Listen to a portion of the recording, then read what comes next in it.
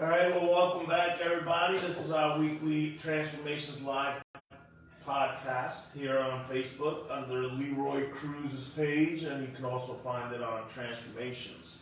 And with me today is my co-host, Joshua Camacho. Good morning, everybody. And we have a special guest today, Mr. Dan Pfost. Sorry, the flyer did say it was going to be The Forge with Ebony McNeil and Gregory Day, but emergency came up and they were not able to make it here, but they will be rescheduling, so I apologize for not updating you guys. But we have Dan Pfost, who's another great person in recovery and working in the field. So we're going to be touching on how he came into recovery, what his addiction was like. We don't have to talk too much about what his addiction was like because we all know what addiction is like. And we all know all the hurt, pains, losses, repercussions that come along with that. I've known Dan a very long time, since he started working in the field. We grew a nice friendship together and we've always stayed in contact. And he is a very good person and a great asset to the recovery community. You're welcome, sir. So I just want to give a few updates. February 18th, we have our movie matinee here at the Berks Rye Center. That is from 3 to 6, I believe. I like when I give my updates because I normally don't know the times. But we are having it on February 18th. Right? The movie matinee. I wish that we could have the Super Bowl game here at the Berks Rye Center, but due to the fact that it is on late, I don't want that on my conscience, anybody having to leave the Berks Rye Center late at night. So I hope that you guys do enjoy it somewhere with good company and sober people.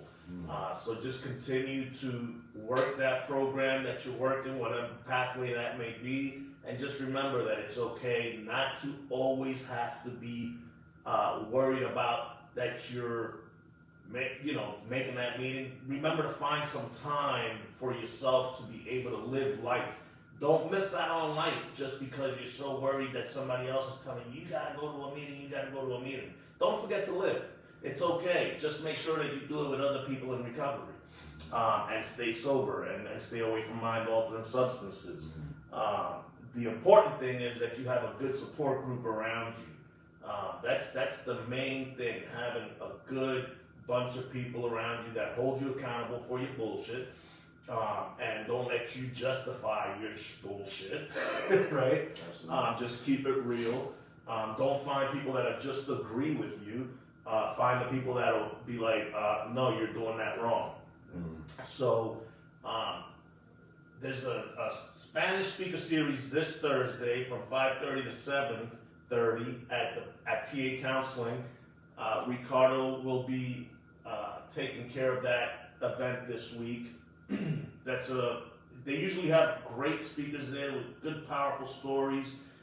So if you speak Spanish, just go on by. They got great food, great refreshments, good raffles. So it's always a good time. Am I missing anything? Nope. You got because we rescheduled for this Wednesday? This past Wednesday we had it. We had it, so it's the following Wednesday. Correct. So next week, Joshua will be having the podcast.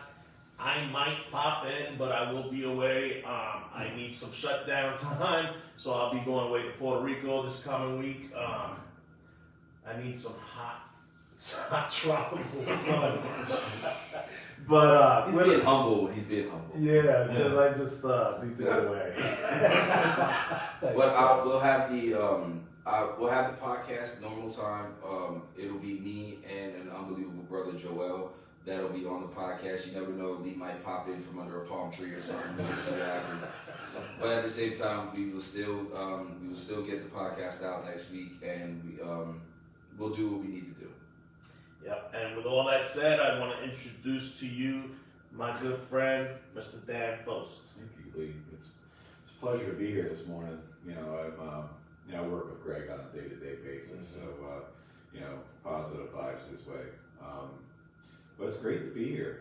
It's watching your rise in the last few years has really been something to behold. Thank you. From the book to the transformations, the boots. Above all, the boots on the ground work you do on a day-to-day basis. It's you walk the walk, and it's really inspiring for me. Thanks. I'm just excited for the conversation this morning. Yeah. All right, so thanks for being here today, Dan. You Yeah, make me pleasure. feel so good all the time. Every time I'm around, you really make me feel great.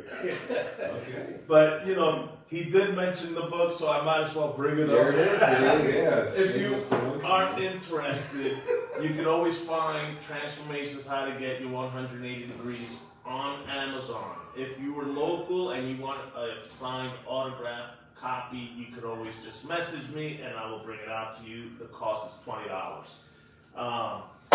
Another thing I've been advocating on is harm reduction, so I just wanted to go over this real quick. I am the first nonprofit here in Berks County that will be providing fentanyl testers.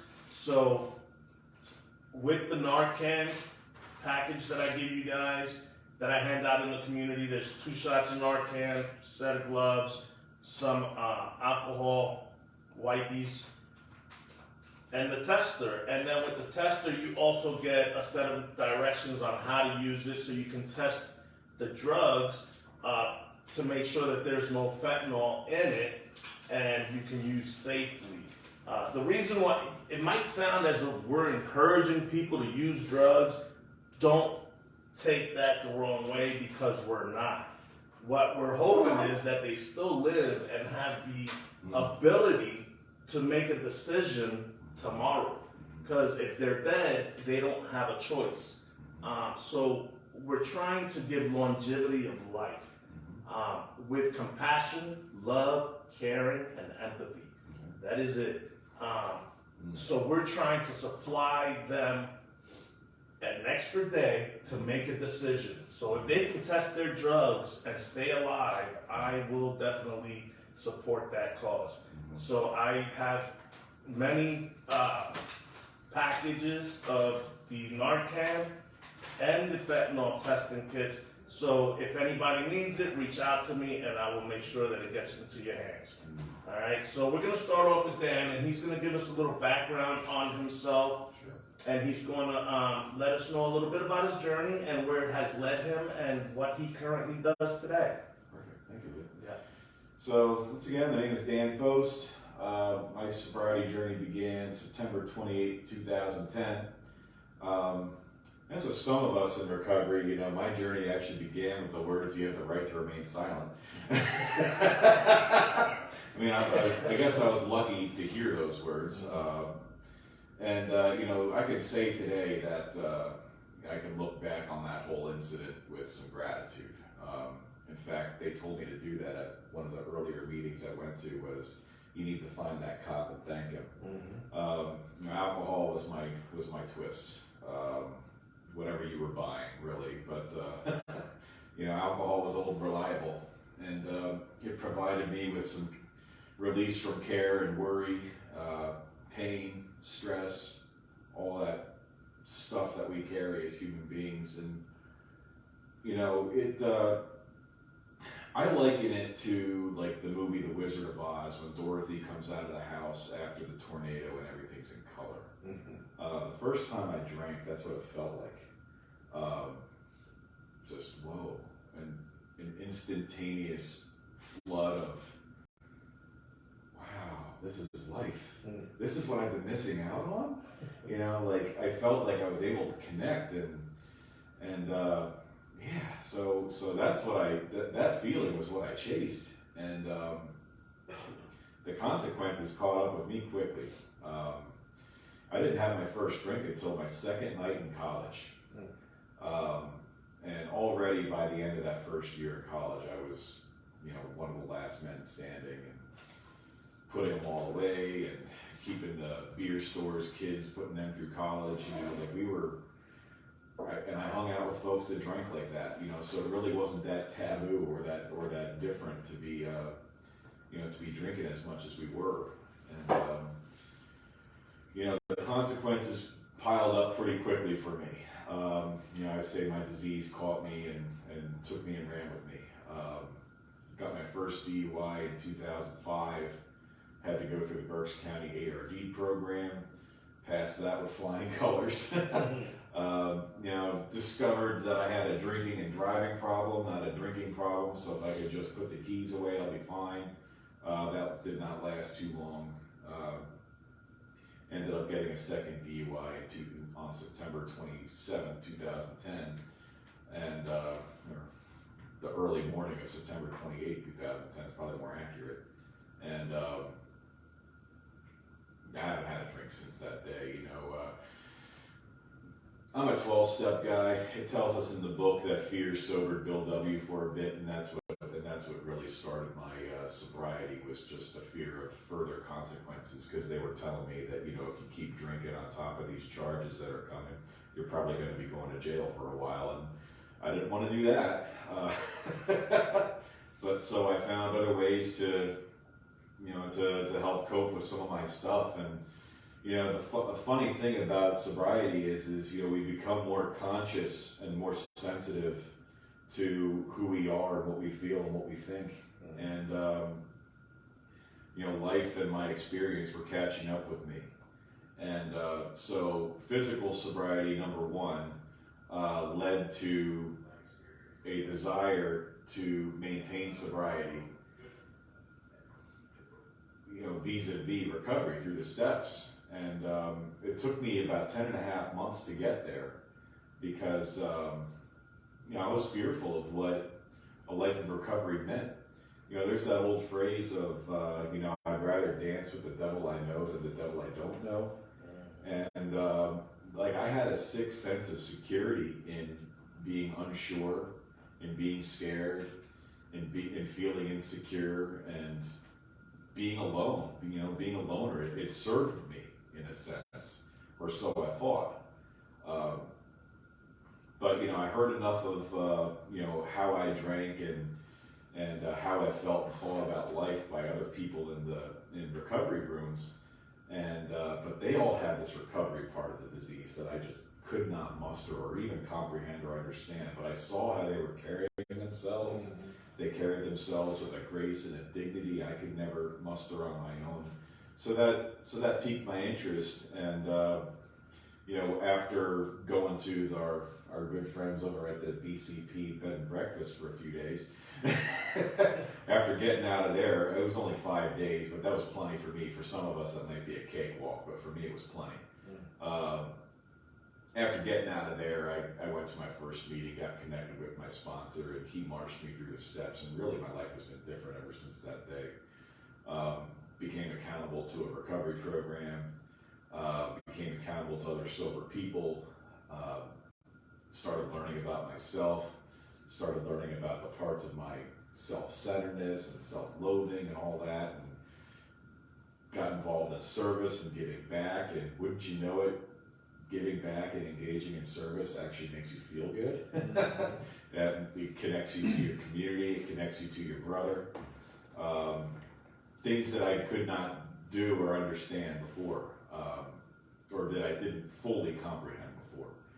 And sure enough, made a career out of it. Made a decision to go back to school, got a master's degree in social work from Kutztown University. And from there,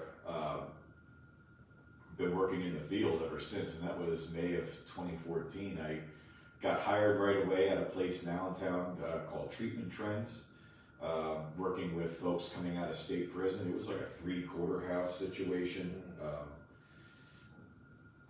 And that was a really fascinating population to work with, man. Let me tell you, that really piqued my interest in human behavior beyond just addiction, because if you're in state prison, you're in there for at least 2 years. So folks that have not been using, but it's definitely maladaptive behavior patterns that we have to intervene on, right? So that piqued my interest, and then from there, Berks County came calling me home, and got a job at the YMCA working in housing. That's where I met you, Lee. working with our veterans and our co-occurring population. Did that for a little over a year. Then I started working at the Berks County Single County Authority, Council on Chemical Abuse, doing some more what we call social work, meso and macro level social work. So working with groups and communities and classrooms and boroughs, and even collaborated with the police, go figure. You know, things went all, and the judges, things went full circle. It was pretty cool. You know, first name basis with a lot of our probation officers in Berks County now. Did that for about a year. From there, I went to work at a retreat down in Lancaster County, doing some inpatient work down there. Working, you know, that's, you know, working with folks. That's boots on the ground stuff. You know, coming in raw, you know, wet behind the ears, so to speak. Did that for about 2 years. Then came back to Berks County again, Berks Counseling Center. Work with our MAT population, folks that utilize buprenorphine medication as part of their recovery journey. Berks County's home. This is where I would like to stay and you know, stick my stick. You know, worked at BCC all through the pandemic, doing some telehealth from home. That novelty wore off fast. That was rough.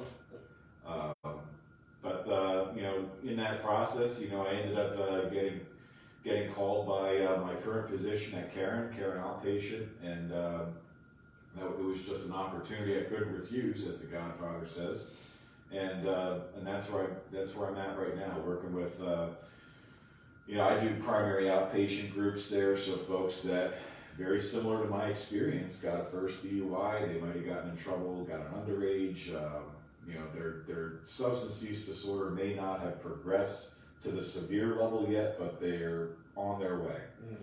So pre-contemplative, as we say. Oh, I don't have a problem. The parole man sent me. I'm good. I love that population. That's my favorite. So I work with them primarily, but I also I also run a relapse prevention group, recovery maintenance group is what we call it. Life on life's terms. You know, 3 to 4 months of sobriety, folks are coming into that group, finishing IOP. A lot of times the question at that point in their recovery journeys is what's next? Now what? You know, you build yourself a nice foundation, 3 or 4 months of a lot of scaffolding around you. Now we're pulling away some of it, seeing how we can sustain on our own without all those layers of support. And that group is all about putting our relapse prevention plans into practice, continuing to build up that recovery foundation and solidifying it, beginning to get into some of those deeper onion layers of areas that we need to look at, you know, beyond just physical sobriety. You know, that's where we start taking a look at things like self-compassion, shame, more underlying fears, fourth step kind of stuff. That's where we do that in a therapeutic milieu versus just the 12-step rooms. You know, there's things that 12-step rooms and recovery rooms just don't hit. And that's what that group is good for. So if you're interested, feel free to check us out. But that's where I'm at today. You know, so a little over 12 years now. My life has taken on new meaning, as it tells us. You know, and what a blessing! What a blessing! I'm glad to be here. You know, and beyond my professional life, you know, because of recovery, I'm now engaged. Who would have thought that? I never thought that would have happened. So that's a thing. That's happening. Later this year, we'll be getting married.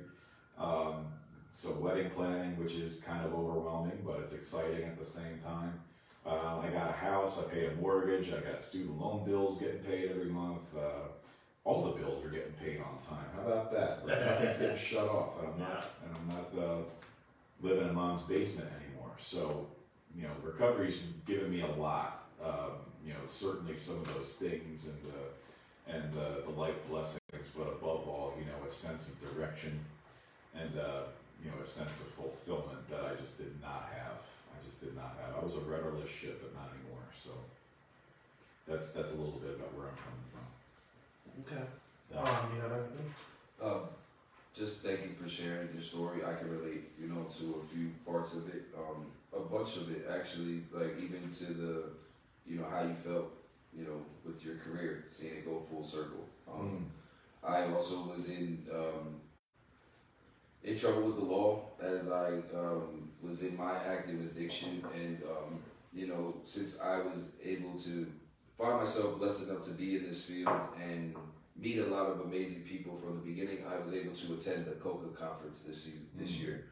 And at my table was actually the assistant district attorney that prosecuted me when I got indicted in 2014. So to have sat across from him and knowing that he wanted me to go away for a while, but then at the same time now eating at the same table, it was definitely surreal. And first name basis with probation officers, I relate to that. Lee can contest to I came to him and I shared to him a personal story that I actually went back and I've been off parole and probation for about 5 or 6 years now, but I went back just recently to thank Carlo D'Angelo for helping save my life. Awesome. I was down in town. I was at the Y actually, and then I just walked across the street and I had a brief conversation with him. And it was just something that I felt that I needed to do. And so I can definitely relate to a lot of your story, and that's what I always tell anybody that gives me the opportunity to have the conversation to talk to them about recovery, because I am still I'm still early on. I'm in early recovery, and I'm proud of that. And the conversations that I have with individuals that are still sick and suffering is I like to give them all of the things that you just shared. That the way that recovery can change our lives is something that we can't put. You can't fathom what opportunities and what positions you can see yourself in. I would have never thought that I'd be sitting here with you guys every single week, with all of you unbelievable people, and I say that on a regular basis because I just think it's so important to let the community know that I was in the gutter. I was homeless for a long time. I've shot heroin with puddle water. I've been down and out, dude. Absolutely at the bottom. And then now to where my life is today, it's possible. I remember sitting in the corner somewhere and just being in the alleyways and thinking, this is where I'm going to die. And I was comfortable with that. I actually came to be okay with it. But then recovery I was able to meet individuals that showed me another way of life, and those feelings go away. And it's amazing. And we need more great dudes like you. So I really appreciate you being here today. Thank you. Well, for me, I totally appreciate all the work that you do, Dan, and I admire your story. I've heard it quite a few times, and I can relate to your story just because I as well am an alcoholic, as a drug user, ex-drug user, but I can relate to the repercussions that come along with the drinking. And the progression when you look at the timeline of it, right? And when you mentioned about how you have to go back and say thanks to that cop that stopped you, it took me back to, I did that. I went back to the state police barracks in Hamburg and thanked the officer that had stopped me for the last DUI that I got here in Berks County, and he was shocked to see that, because they never get to see that side of it. They don't see, they just arrest you and then, you go to jail or whatever the case may be. And when I went back and thanked him, I gave him a transformation shirt, and he was just so happy. He's actually in my book with me. And it was just an honor for him to know what I had made of my life. Him knowing me that day the way I was, a wreck. So that speaks volumes to them that they're doing their job, not to take anything away from them as well, because they don't know how they saved our lives. Right. So it's always a good thing to go back, revisit, and thank those people who did help you along the way, who were put in your path to be that vessel to get you to where you're at today. So that's very important. So another thing that arises while you were talking was that you were talking about building that foundation into recovery. So what is that? What does the, I'm not going to say Perfect. What is a good foundation if you have a client coming to you and they say you feel that they have a good foundation in their recovery and they don't need the services anymore? So what does that look like? It's a great question, and I think it's unique, meeting people where they are, and it have to be really easy for us to cookie cutter treatment plans. I mean, it would save us time. I'm just kidding. But no, seriously. Generally speaking, a solid recovery foundation is going to include other people. You know, that's probably like the main thing that I've taken away from my recovery experience, my professional experience, is that I haven't. While there are many pathways to recovery, I've yet to meet a single person do it on their own. Mm-hmm. So having other sober people in your life is where it starts. So whether that's going to 12-step rooms or other recovery fellowships, you know, getting to know other sober folks is primary. Mm-hmm. Just someone that, you know, there's something to it. You know, in AA we call it we're uniquely qualified. You know, we have a shared understanding of not just the way things were, but what we need to do in order to maintain sobriety too. And it's one thing to hear it from, you know, a lay person out there that might support what we're trying to do, but for folks that are literally doing it right on a day-to-day, it carries a bit of credibility that I think you know, that I think can't be replicated elsewhere. So yes, having other sober folks in your life definitely is primary. Additionally to that, though, a huge part of recovery is getting engaged and active, having hobbies, activities that bring us joy. One of the great things about recovery rooms is that, I mean, there's events happening all over the place. We have 2 tables full of recovery events taking place in Berks County and surrounding areas. So if you're wondering what does a sober life look like, well, there's all sorts of fun activities that we do, not to mention, you know, what the fellowship does after meetings. So finding some fun activities. I know for me early on, one of my first major purchases, because, you know, when you get sober and you're lucky enough to have a job, like all of a sudden you have money in your wallet. Oh, I guess I need to open up a bank account because I'm not used to holding on to cash. One of my first major purchases was a PlayStation, so I got back in the video game. But beyond that, you know, going through that second DUI mess when we had to live at the transitional program, rediscovered cooking.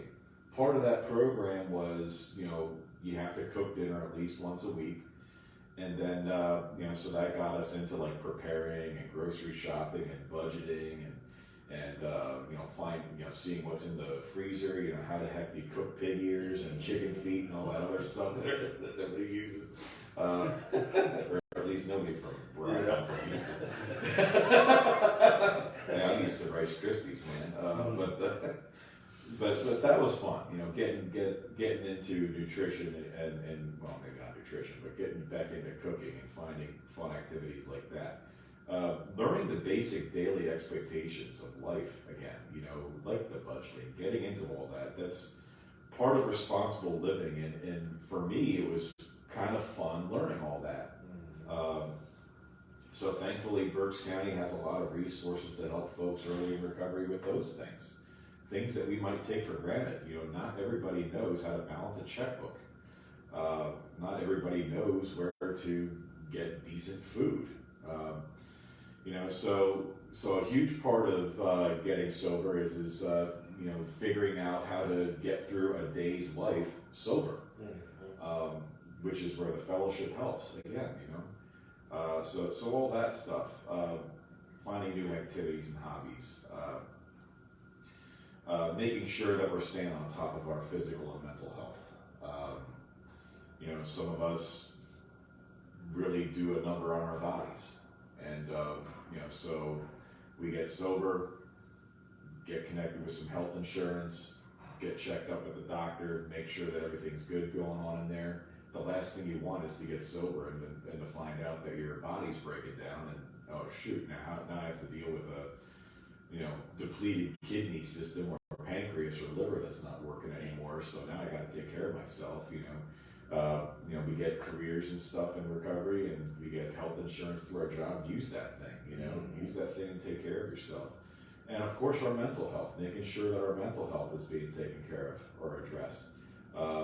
Again, like 12-step rooms don't address every single thing. I'm a huge advocate of folks going to get a therapist and to work through things, if necessary, taking some meds, getting yourself stabilized. That's a big part of a recovery foundation for some of us. Not everybody, but for some of us, So those are the main things: fellowship, maintaining connection with people, finding new ways to fill in those sections of our day, our life, and taking care of our health. Those are basically the nuts and bolts of it. Yeah. Well, yeah, I want to definitely thank you for that answer, because that's what I was looking for. I was looking for the whole unit of what a foundation looks like. Mm-hmm. Like for me and yourself, it started through the judicial system, right? That was the little tug to help us get into the little pathway that we ended up in. And we ended up in transitional living, right, to get away from the environment that we once lived in that was toxic, because everybody around us. I remember my case manager, the first question he asked me was, "So, do you think you're an alcoholic?" And I was like, "Nope, I don't think I'm an alcoholic." I said, "Everybody else does it." Mm-hmm. And then I was so shocked to hear the percentage of people that drink in the world. It was a very small percentage of the people that do. Mm-hmm. And I was like, man, so all the people I know are alcoholics? And he was like, yes, that's the point. Like, you only know people that drink and use. There you have it. So, I had to remove myself from that environment and be put into this transitional living program, where then I came into recovery through a church. So 7 months sober when I went into the program. And at the time, God was the answer to everything, right? Because he would ask me, oh, you got to go to 12-step meetings, you got to do this. And I was like, well, God's going to take care of everything. Christian baby Christian on fire, God's going to save everything. I'm forgiven for everything. Here I'm in the program, do 90 days, but still manipulating in my own mind, because the whole time I was in the program, I'm like, I hope they don't say nothing when I go to court about these over 50 driving in the suspensions, because I was driving for over 28 years without a driver's license. Woo. And then when I got there, Jay Schmell and Laura Holloway both played in the courtroom like they didn't know how to put my sentence together, because they're like, well, he still owes us more time. Wow. And I was like, oh my God. So of course I'm like, can't you just send me back to the Y? Like, I'll do 90 more days there. They were like, no. Oh, no. So I didn't have to do the 5 days in jail. I just had to do 90 more days on house arrest. And I was like, okay. Well, needless to say, all I did was clean the church and just stay active in everything that they asked me to do. And then that time passed, but I was working on myself, and I found out that during that time I was working on myself, people started falling out. It was like, I just said this last week, it's like the rocket goes up and it's got the 2 boosters, and for you to get to the next level, you have to elevate, and the boosters have to fall off. Right? So those people helped you get to where you were at, but you have to move on, and people had to drop. So that's the best analogy that I could use for that time.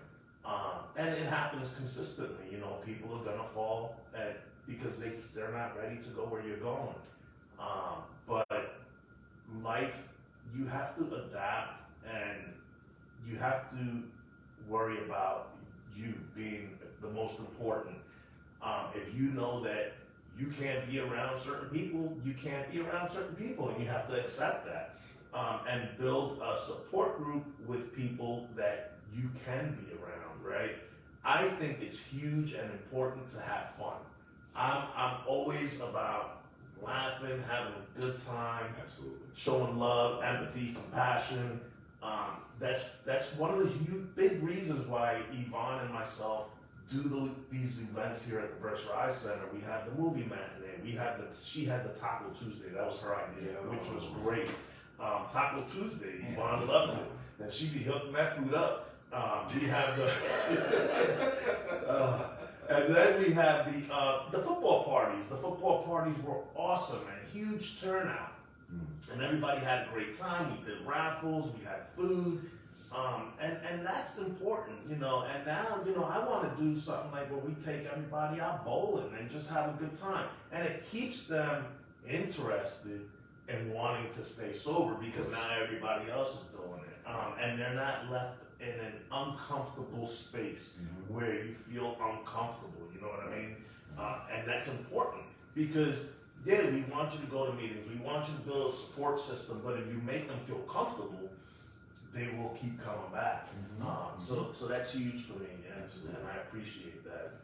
The meetings early on when you go into recovery, meetings are very important, but they're not 24 hours a day. Exactly. So you have to be able to, you know, relearn how to live life on that downtime. For me, it was extremely difficult. For me, I lost everybody because that's all I had was individuals who like I like to call myself when I was my wife will attest to this. I was a turn up. I literally had to be where the party was, and if there wasn't a party there, then I brought the party there. And for so long, I then found myself being able to work and hold down a job, but then I thought that was, you know, I made it to work, right? So I'm okay. What are you guys upset about? But then I just party when I'm not working, right? But then that's all that there was. It was really then, you know, now I'm throwing up at the bathroom at work, so there's really more partying than there was working, and I just skated by. But then when I got sober, I realized, wow, my phone does not ring anymore. Once I finally had these conversations with these individuals, because I'm not gonna lie, I didn't get it right my first time. Relapse is a big part of my story. So, you know, I have that conversation with the individual saying, well, didn't you just try this last month? You know, Josh, like, come on now, like, here we go, come on, we're going out. And once everybody kind of figured that I was serious, because I showed them. I realized that I had to show them. I'm like, why do they keep asking me if I want drugs? And that's because I never made them take me serious. Because I would call them 3 days later, like, where's that? You know, so once I finally, you know, drew that line in the sand, I realized that it was very lonely on my side until I got involved, until I started going into the rooms, until I started picking up the phone and making those phone calls and making that connection. And it's just so important to have that person to call. One thing that I'm sure both of you hear a lot, because you've been doing this for so long, you know, a lot of people in early recovery say that phone is so heavy. Yeah. You know, it's so heavy to pick up. But I promise that as long as you pick it up, you know, it's like lifting weights, right? Like eventually you get stronger. You know, the more you keep doing it, the more you'll get stronger. So if you wanted to look at it like that, the more you use the phone, the easier it gets. But the more you use the phone and make these connections with these people, the better that life gets. You're able to have these conversations with somebody else who has some experience in them, can relate to them, because the worst person that Josh could talk to was Josh. Because I made the craziest shit sound like it was a great fucking plan. And it never was. It never worked out for me, not one time. You know, I then grew a resentment towards people because nobody loves me and I'm all by myself. How can nobody understands, you know? And then, you know, my wife is there and she's trying to be everything that she could be, but you know, I just had to learn how to relive life all over. I had to learn how to, you know, dissect my feelings. I had to learn how to properly express my feelings again, rather than just, you don't understand, get away from me. That's not the proper way to talk to somebody. You know, like that's not a way to have a conversation. The way that we're able to sit here every Sunday and have a conversation with all of these different guests, that's the same thing that I now do in day-to-day life. Like, you know, if I'm walking past somebody on the street or if I'm in the grocery store, I bring that sense of love and compassion in my conversations because I had to learn how to do that because that was big for me. One of my biggest defense mechanisms was aggression. If I'm aggressive, if I look aggressive, I'll mean mug the shit out of you at church because it's gonna stop you from coming over to me and asking for $1 that I don't have. You know, it's like that's just what I did because if I can do that, I know it's gonna deter people. Because who wants to talk to somebody like that? You know, who wants to come over? And then I think about how many opportunities that, you know, I might have, you know, sabotaged. You know, just because I made sure people didn't want to have a conversation with me. That's why, like, now doing like a podcast is kind of different for me. Like, you know, I never wanted to talk. I love to talk, but I only love to talk to my kind of people. And my kind of people were the ones that we could get rich quick. And, you know, all of those negative things in life. And now to have learned how to have conversations and be so open and being transparent. One of the things that somebody asked me just the other day was, they said macho because that's what I've been macho since I'm 12 years old because of my last name. But macho, how are you so transparent? And I tell everybody is that because it's what works best for me. I'm so honest with my story about my drug addictions, about the things that I've done wrong, the mistakes that I've made, the people that I've hurt, because it reminds me that I don't ever want to be that person again. And when I begin to get quiet and I begin to push that stuff to the side, that old person kind of creeps back up. And that's what it does for me, you know, and everybody is different. But I put it all out. Like, I remember the conversations and the inboxes like, man, maybe you're telling the world too much. Like, what are you doing? No, this is what I need to do.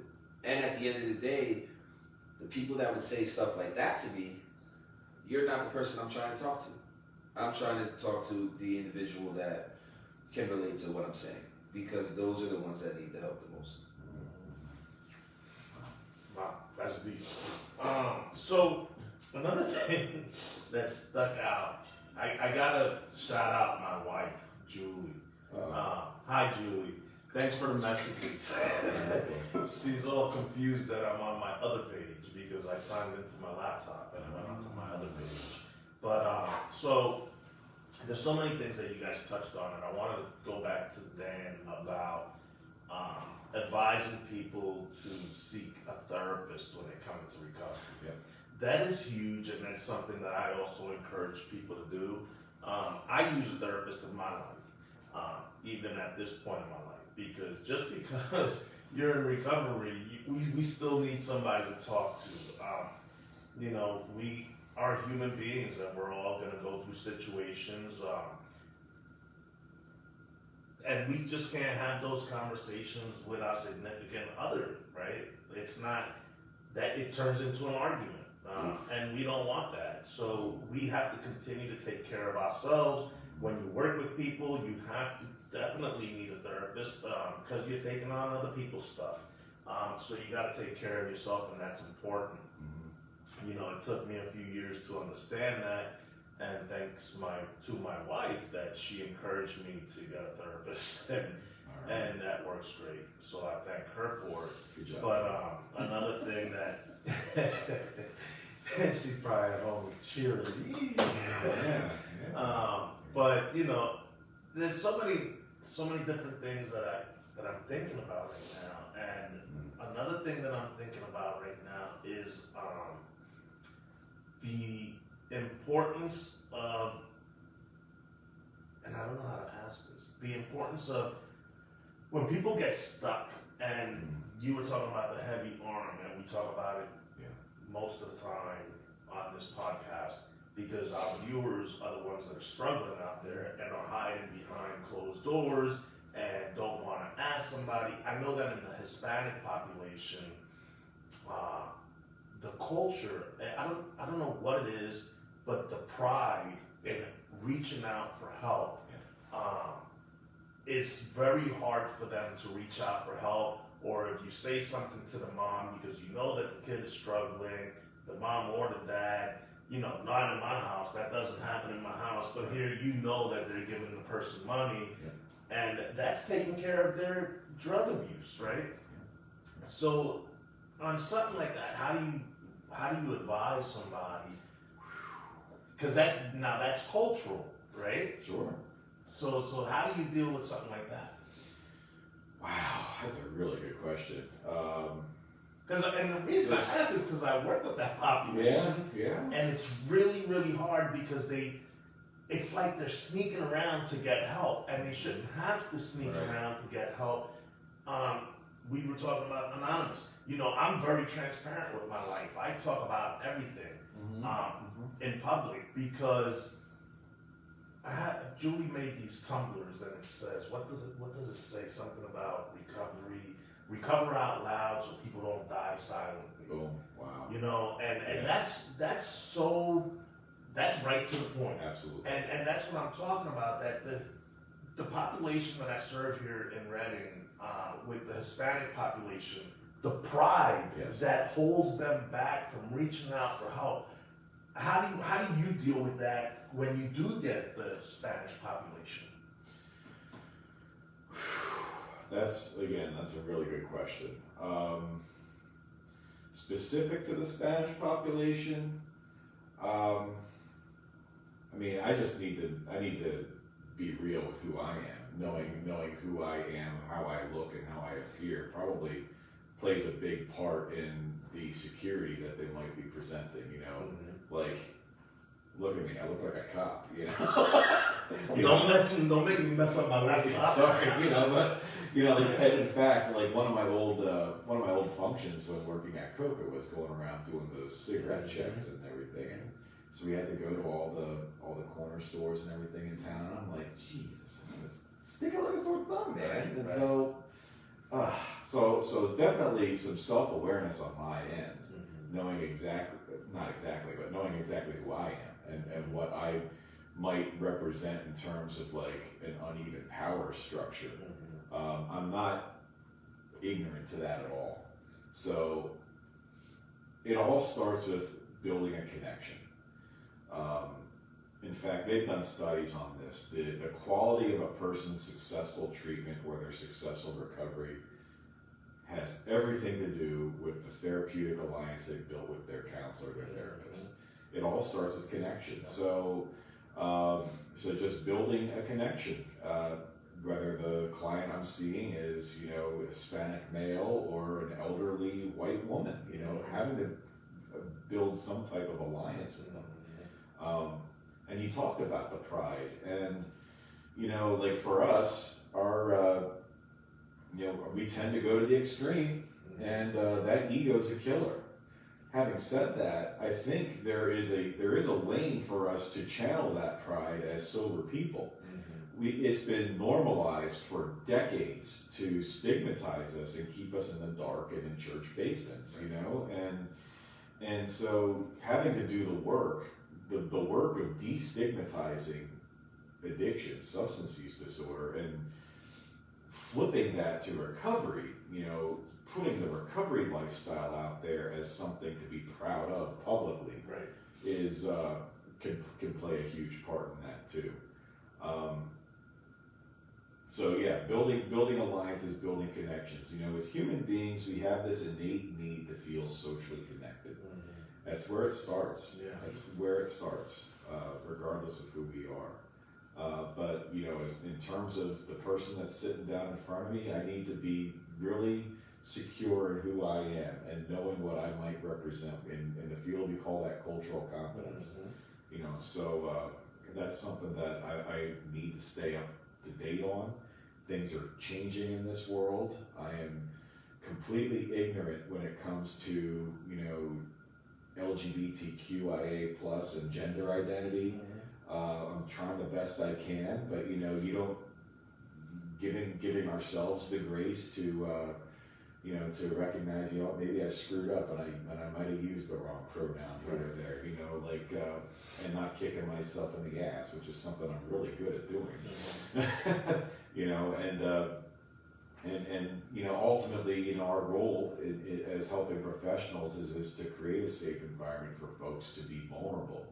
Like, if anybody's watching this that works in the field, you know, like sometimes I think we forget the enormity of what it is that we're doing, that we're asking our clients to do.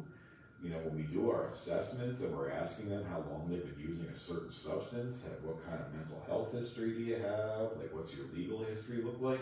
Are you kidding me? Like in the first appointment with somebody that you don't even freaking know, and you're asking them to talk about that? And how honest do you really Yes. think they're being? Hello. Yeah. Exactly. Yeah. You know, so it really has to be. I think that's something that as recovery people, you know, that's definitely a debate that we have in the field. Is how much of yourself do you disclose? I think that's something that can go a long way in building that trust initially, you know. So I don't share my entire story with folks. I might allude to it, like, hey, listen, you know, maybe I'll drop a 12-step line here or there, or maybe I'll just acknowledge, hey, this is where a good meeting might be. You know, you might see somebody there, you know, wink, you know. You know, I think that might be helpful. You know, we're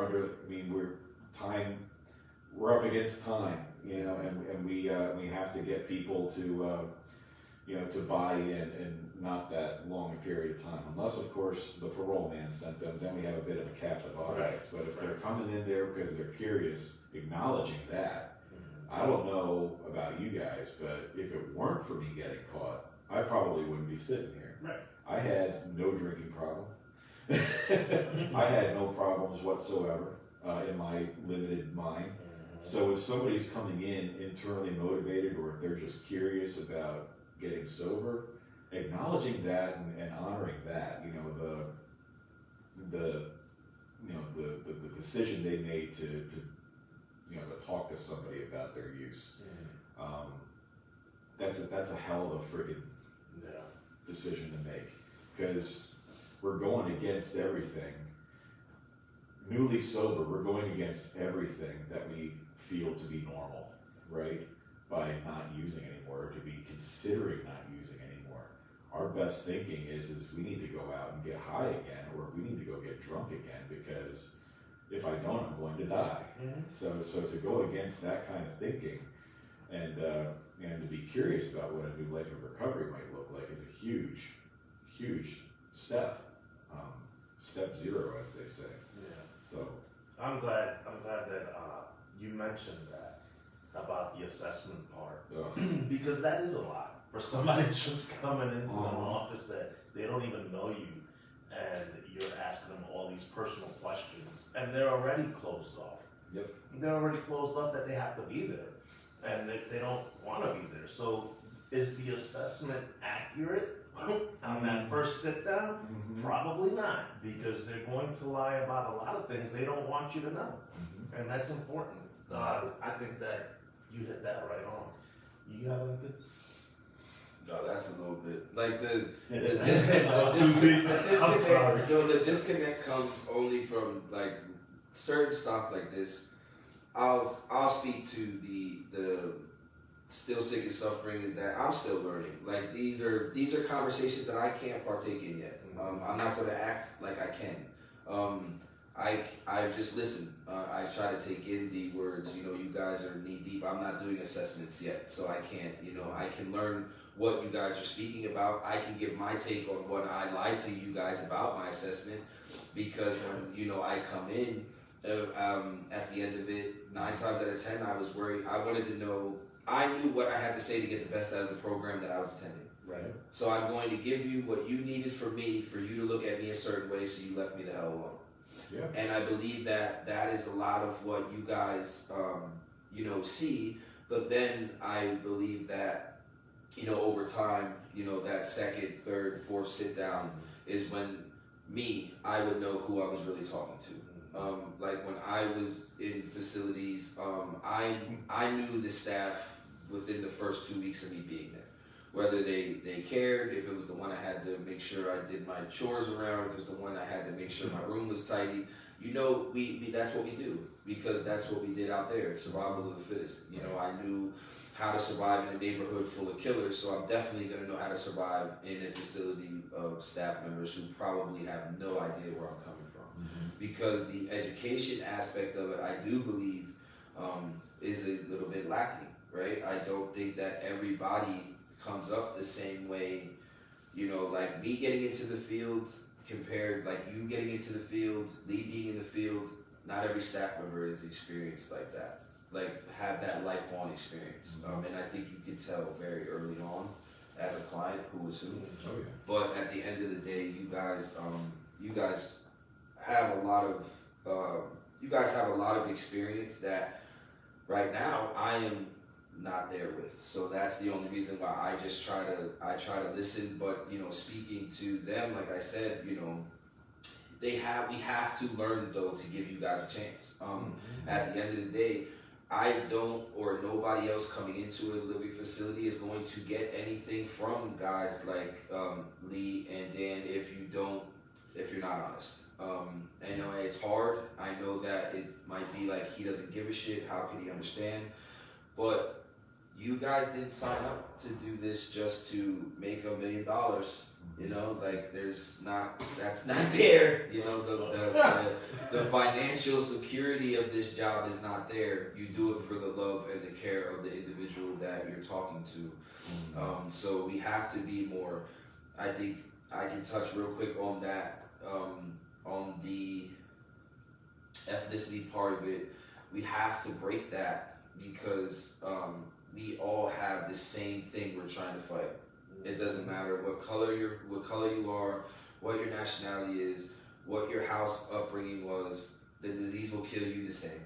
And at the end of it, it's one thing that we have to try to get over is that pride and looking at individuals for what school they went to, what car they grew up in, what clothes they wear, like that type of shit. We are here all to literally find a way to win against the disease of addiction. And it sounds corny, it sounds cheesy, but it's very fucking simple. That your story is the same as mine, my story is the same as yours, and literally we are 3 different ethnic backgrounds. That's right. So like if you break it down and make it very fucking simple, that we're all just trying to fight the same thing. And the quicker that we put our focus on that enemy rather than making each other the enemy, the faster we can accomplish some great things. Yeah, that's well said. Thank you. So, in order to get help, you have to reach out first. You're the only one that can reach out and ask for it. So, my contact information is transformationslc.14@gmail.com. I think that next week I'm going to start putting that up somewhere so like that you could at least say it, because that's a pretty long email address. But you can always reach out to me on Messenger, or you can call me or text me at 484-772-7079, or you can reach out to Josh. Phone number is 484-926-8358. Macho Camacho on Facebook. The email is transformationsjosh.23@gmail.com if you're into the email thing. And if you're a local here in Reading, you can always walk into the Berks Rise Center here on 8th and Oley. You can come in and ask for the staff. They have all kind of information here on how to get you started on your recovery, get you into treatment, find you housing, whatever the case may be, to help you get started. And if Dan wants to give out his information for where he works, he may. So, Karen Outpatient, we're over on Park Road in Wyomissing. 484-345-4670 is the front office. If you'd like to get a hold of me personally or individually there, my email address there is dpfost@karen.org. Outpatient, treatment. You don't necessarily need to be still. Obviously, if you're still using, we'll see and we'll do an evaluation. But if you're in long-term recovery and there are some underlying issues that you'd like some objective third-party help in untangling, you know, we have trauma services, we have individual services.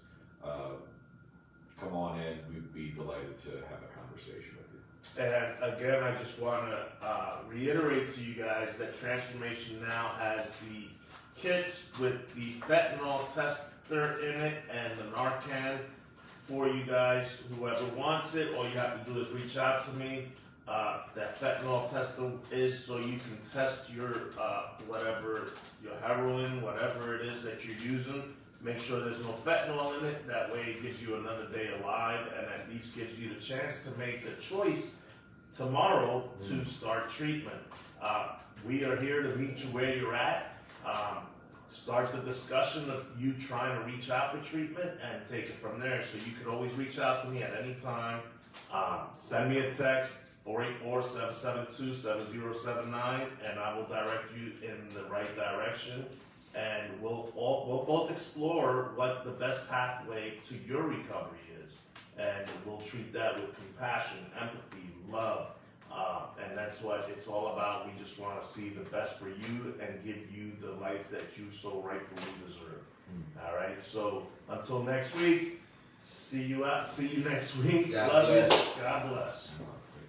Thank you, Dan. Thank you, Lee. That was awesome. It felt like time. You could do it again. Yes. Yeah. I think I might have stole someone's water. No, that was